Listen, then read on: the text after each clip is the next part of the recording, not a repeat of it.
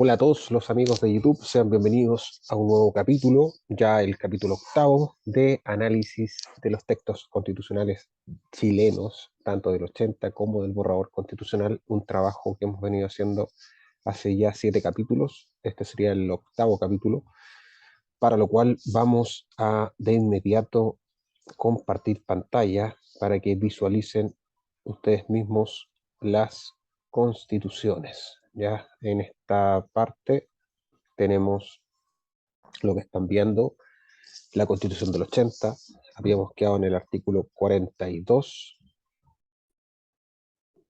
que regula el estado de emergencia, ¿no? El artículo 42 regula el estado de emergencia y en la Constitución del 80 precisamente, ya en esta parte de su digamos, avance, que empieza a regular los estados de excepción.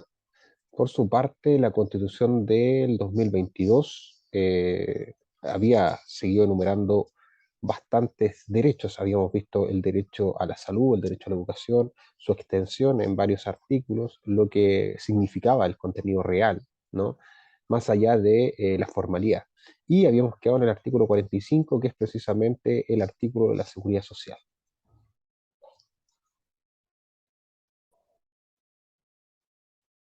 El artículo 45 nos dice que, del borrador constitucional, nos dice que toda persona tiene derecho a la seguridad social fundada en los principios de universalidad, solidaridad, integralidad, unidad, igualdad, suficiencia, participación, sostenibilidad y oportunidad.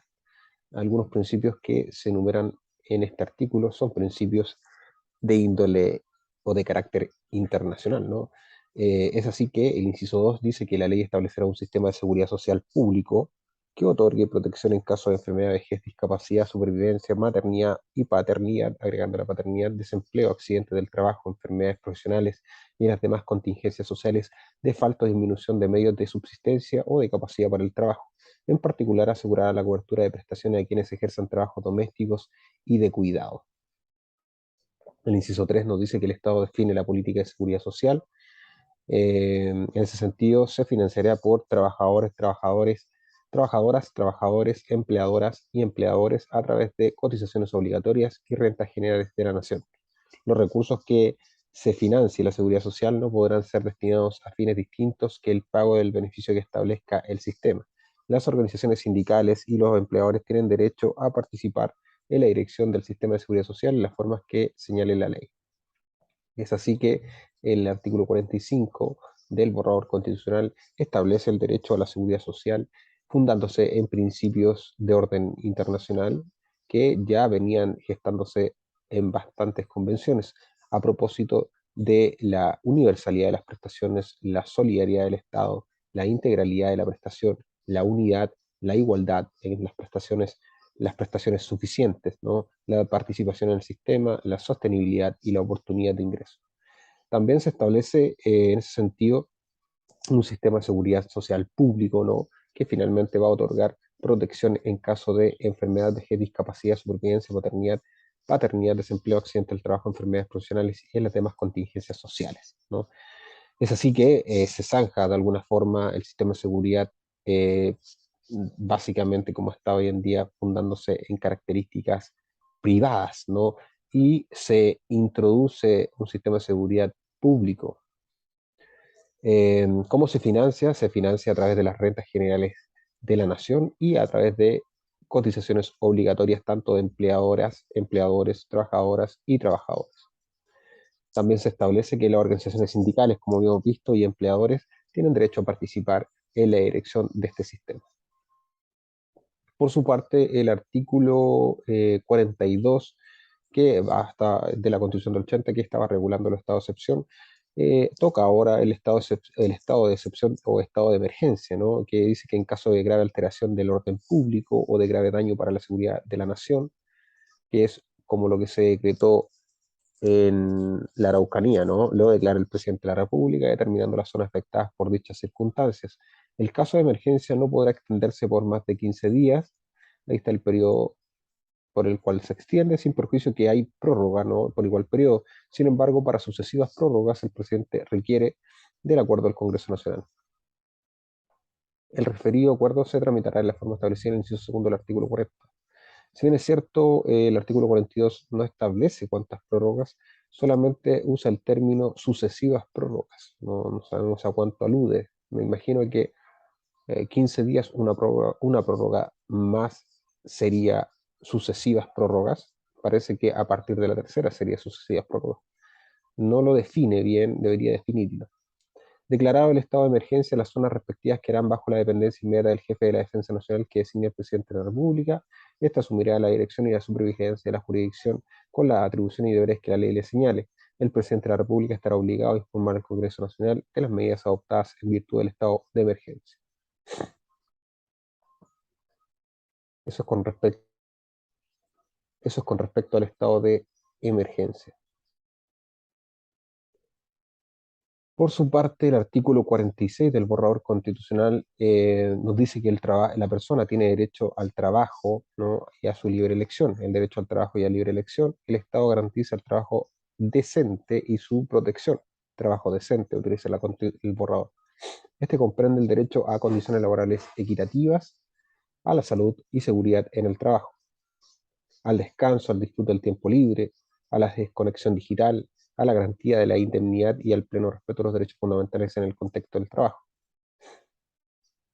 Los trabajadores y trabajadoras, las trabajadoras y trabajadores tienen derecho a una remuneración equitativa, justa y suficiente, que asegure su sustento y el de sus familias. Además, tienen derecho a igual remuneración por trabajo de igual valor. Se prohíbe así cualquier discriminación laboral, el despido arbitrario y toda distinción que no se base en las competencias laborales o idoneidad personal. El Estado generará políticas públicas que permitan conciliar la vida laboral, familiar y comunitaria y el trabajo de cuidados. El Estado garantiza también el respeto a los derechos reproductivos de las personas trabajadoras, eliminando riesgos que afecten la salud reproductiva y resguardando el derecho a la maternidad y paternidad. En el ámbito rural agrícola, el Estado garantiza condiciones justas y dignas de trabajo de temporada, resguardando el ejercicio de los derechos laborales y de seguridad social.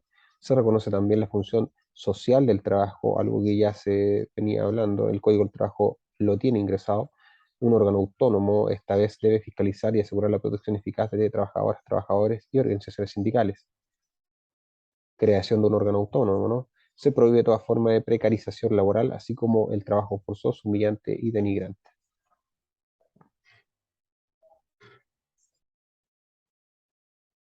Como hemos visto, el artículo 46 es el artículo del derecho al trabajo y libre elección. Establece variadas obligaciones, ¿no? Tanto a comprender qué es lo que es un trabajo decente y qué es su protección, ¿no? Así establece labores equitativas a la salud y seguridad en el trabajo, al descanso, al disfrute del tiempo libre, a la desconexión digital, a la garantía de la indemnidad y al pleno respeto de los derechos fundamentales, ¿no? También establece una paridad entre trabajadores y trabajadores a una equitativa y suficiente y justa y suficiente remuneración, ¿no? También a una prestación e igualdad en el sentido de el trabajo que se presta. Vimos también el tema de la discriminación laboral, algo que el Código del Trabajo prohíbe y que son causales, por tanto, de nulidad del contrato también, perdón, de nulidad del despido y también de despidos injustificados que se generan generalmente siempre en el orden del trabajo. No se justifican en causas legales, a eso me refiero. También dice que el Estado va a generar políticas públicas, ¿no?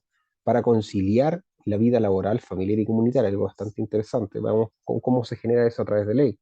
El Estado garantiza el pleno derecho el pleno respeto a los derechos reproductivos de las personas. Eso es interesante porque hay que eliminar riesgos, ¿no? Que afecten la salud. Aquí hay bastantes industrias que eh, aumentan los riesgos, ¿no? Ya hemos visto el tema minero, ¿no?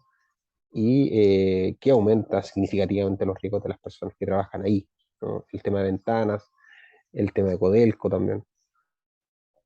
En el ámbito rural y agrícola va a garantizar condiciones justas y dignas restableciendo de alguna forma lo que estaba al debe con respecto a los trabajadores agrícolas, ¿no? También se reconoce la función social del trabajo, ya lo habíamos visto, en el Código del Trabajo sí está inmersa, allá hay una definición de aquello, definición de empresa, cuál es la función social de la empresa.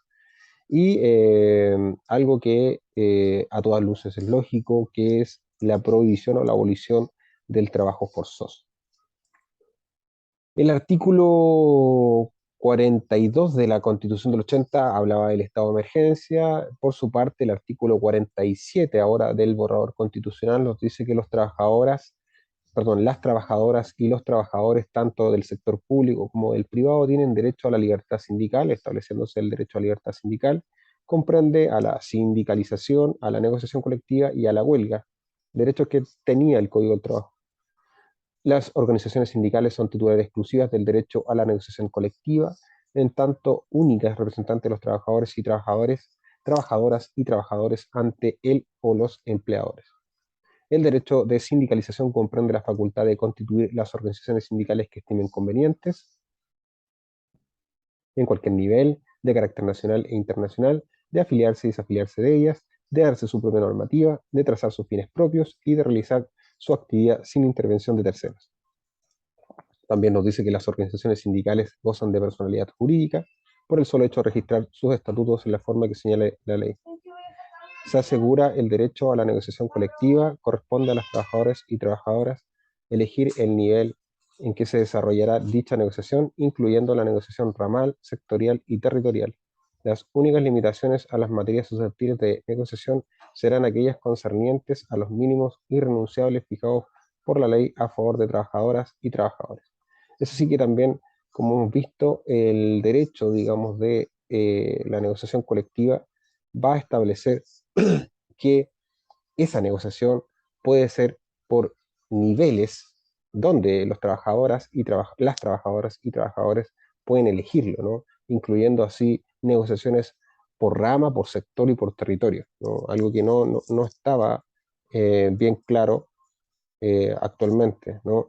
Si bien es cierto, hay negociaciones colectivas generales, la Constitución agrega esto, ¿no? Que son negociaciones por rama, por sector y por territorio. Las únicas limitaciones de las materias susceptibles de negociación serán aquellas concernientes a los mínimos irrenunciables fijados por ley a favor de las trabajadoras y trabajadores. De toda lógica, ¿no? Son limitaciones como el sueldo mínimo, ¿no? Etcétera. La Constitución garantiza el derecho a huelga, eh, también lo vimos. Las organizaciones sindicales decidirán el ámbito de intereses que se defenderán a través de ella, los que no podrán ser limitados por ley. La ley no podrá prohibir la huelga, de toda lógica, ¿no? No es imposible prohibir un derecho a huelga, ¿no? Solo podrán limitarla excepcionalmente con el fin de atender servicios esenciales cuya paralización pueda afectar la vida o salud o seguridad de la población. Es algo que habíamos visto precisamente en los trabajadores del ámbito público, ¿no? Donde existía una prohibición, de alguna forma, de paralizar las labores, ¿no? Precisamente por esta finalidad del servicio, ¿no? Como de afectar la vida o salud o seguridad de la población. No podrán sindicalizarse ni ejercer el derecho a huelga quienes integren las policías y fuerzas armadas. Y termina con eso el artículo 47. Por su parte, el artículo 43 nos dice que por la declaración del estado de asamblea, eso sí, nosotros sí recordamos básicamente en estado de guerra exterior, ¿no? El presidente de la República queda facultado para suspender, restringir la libertad personal, el derecho a reunión y la libertad del trabajo. Podrá también restringir el ejercicio del derecho de asociación, interceptar o abrir o registrar documentos y toda clase de comunicaciones, algo así como lo habíamos visto en la toma del poder del gobierno militar, ¿no? Que no es un gobierno, sino que fue básicamente un gobierno de facto, ¿no? De alguna forma se deja, se suspenden todas las instituciones, tanto o los poderes, digamos, se radican en una sola persona, ¿no? El estado de asamblea es algo parecido, ¿no? Se asocia a eso, porque imagínate que se restringen varios derechos, ¿no? Así lo disponen también el tema de la interceptación y registrar documentos, ¿no? Bueno, se justifica en que hay una guerra exterior, pero tan así, disponer requisiciones de bienes también, establecer limitaciones al ejercicio de los derechos de propiedad. Por la declaración de estado de sitio, ahora el presidente de la República puede restringir la libertad de locomoción, arrestar a las personas en sus propias moradas, algo bastante fuerte, ¿no? O en lugares que la ley determine y que no sean cárceles ni estén destinados a detención o prisión de reos comunes. Estadio Nacional, por ejemplo, donde falleció Víctor Jara, ¿no? Ahí tenemos un ejemplo ahí de esta reforma, precisamente la hizo Ricardo Lagos, mira, fíjese en el 2005. Podrá además suspender o restringir el ejercicio del derecho a reunión. Se siguen teniendo en cuenta que el estado de sitio es un estado de revuelta o un estado de conmoción, pero guerra interna, ¿no? Eh, como lo que sucede en la Araucanía. Con la declaración del estado de catástrofe, el presidente de la República puede restringir la libertad de locomoción y reunión, no podrá asimismo imponer requisiciones de bienes, establecer limitaciones al ejercicio del derecho a la propiedad y adoptar todas las medidas extraordinarias de carácter administrativo que sean necesarias para el pronto restablecimiento de la normalidad de la zona afectada. En este caso se justifica porque acá hay una catástrofe natural. Y por el estado de emergencia, el presidente de la República solamente puede restringir la locomoción y la reunión. Por su parte, el artículo 48 del borrador nos dice ahora que las trabajadoras y los trabajadores a través de sus organizaciones sindicales tienen el derecho a participar en las decisiones de la empresa. La ley regulará los mecanismos por medio de los cuales se ejercerá este derecho. O sea, de alguna forma, a través de las organizaciones sindicales, las trabajadoras y los trabajadores van a tener derecho a participar, ¿no?, en las decisiones de la empresa. Algo que las empresas no toman mucho en cuenta hoy en día y establecerlo a nivel constitucional ayuda bastante a decisiones que las empresas vean solamente por su interés, ¿no?, y que dejan a muchos trabajadores sin empleo a veces. El artículo 44 de la Constitución del 80 nos dice que una ley orgánica regula los estados de excepción, ya lo vimos, así como su declaración y aplicación a las medidas legales y administrativas que procediera a adoptar bajo aquellos. Dicha ley contempla lo estrictamente necesario para el pronto restablecimiento de la normalidad constitucional y no podrá afectar las competencias y el funcionamiento de los órganos constitucionales ni los derechos e inmunidades de sus titulares, ¿no? Las medidas que se adopten durante los estados de excepción no podrán bajo ninguna circunstancia prolongarse más allá de la vigencia de los mismos. El artículo 49 ahora del borrador nos dice que el Estado reconoce a los trabajadores domésticos y de cuidados son trabajos socialmente necesarios, ¿no?, e indispensables para la sostenibilidad de la vida y el desarrollo de la sociedad. Los sube a la categoría, ¿no?, de necesarios, ¿no?, indispensables. Constituye una actividad económica que contribuye a las cuentas nacionales y deben ser considerados en la formulación y ejecución de políticas públicas. El Estado promueve la corresponsabilidad social y de género e implementará mecanismos para la redistribución del trabajo doméstico y de cuidados, procurando que no representen una desventaja para quienes la ejercen. Bueno, los trabajos domésticos y de cuidado son trabajos necesarios para el cuidado de los hijos, por ejemplo, ¿no?, y la sostenibilidad de la vida en la familia. Me parece bien subirlo a esta categoría, ¿no? eh, Deben ser considerados a la hora de hacer formulación de nuevas políticas públicas. Hay también aquí una corresponsabilidad social, ¿no?, en la redistribución del trabajo doméstico.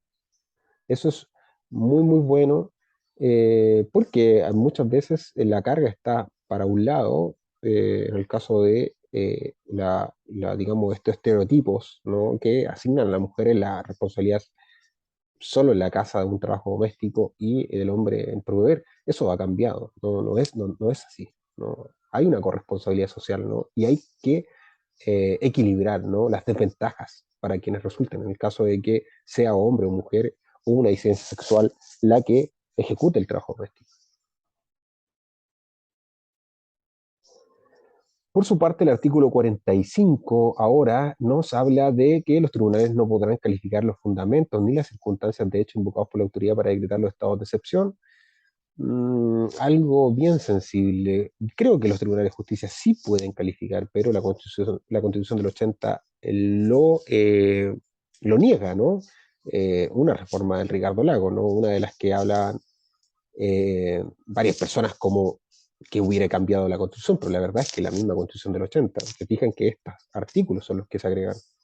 Sin perjuicio de lo dispuesto en el artículo 39, no obstante, respecto a las medidas particulares que afecten derechos constitucionales, siempre existe la garantía de recurrir ante las autoridades judiciales a través de los recursos que correspondan, esto es, los recursos de protección que establece la Constitución y el de amparo o habeas corpus, ¿no? Eso es de toda lógica. Las requisiciones que se practiquen darán lugar a indemnizaciones conforme a la ley. Esto es una medida expropiativa, ¿no? Una indemnización pagada al contado. También darán derecho a indemnización las limitaciones que se impongan al derecho de propiedad cuando importen privación de algunos o atributos o facultades esenciales y con ello se cause daño, ¿no? Algo, un requisito esencial, ¿no? Para generar responsabilidad.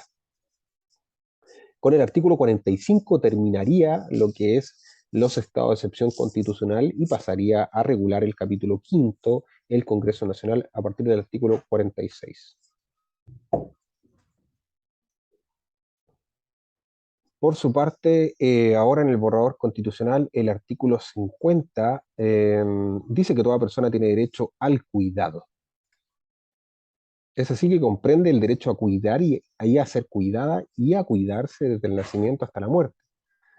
Eh, un nuevo derecho, algo que no considera la Constitución del 80, derecho a ser cuidado, ¿no? Como un derecho parecido al derecho bueno, derecho a alimentos, ¿no? Pero va a comprender el derecho a cuidar, a ser cuidada y a cuidarse desde el nacimiento hasta la muerte. El Estado obliga a proveer los medios para garantizar que el cuidado sea digno y realizado en condiciones de igualdad y corresponsabilidad.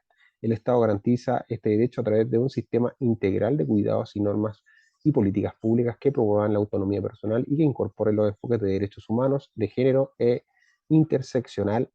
El sistema tiene un carácter estatal, paritario, solidario, universal, con pertinencia cultural. Su financiamiento será progresivo, suficiente y permanente. Este sistema prestará especial atención a lactantes, niños, niñas y adolescentes, personas mayores, personas en situación de discapacidad, personas en situación de dependencia y personas con enfermedades graves o terminales.